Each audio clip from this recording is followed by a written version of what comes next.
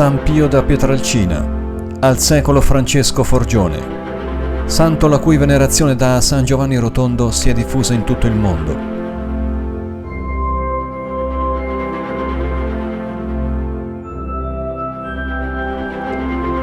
Numerosi furono gli eventi che caratterizzarono la straordinaria vita del mistico cappuccino. Le tante ore spese nel confessionale, la comparsa delle stimmate, la costante presenza di problemi di salute.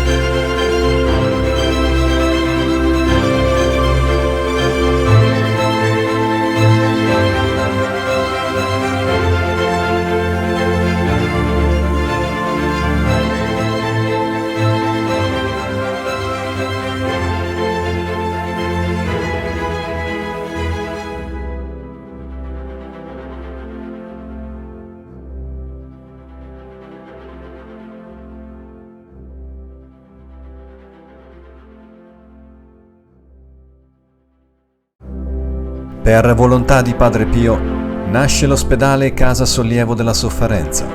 Smembreremo tutta la montagna e faremo il resto con l'aiuto di Dio.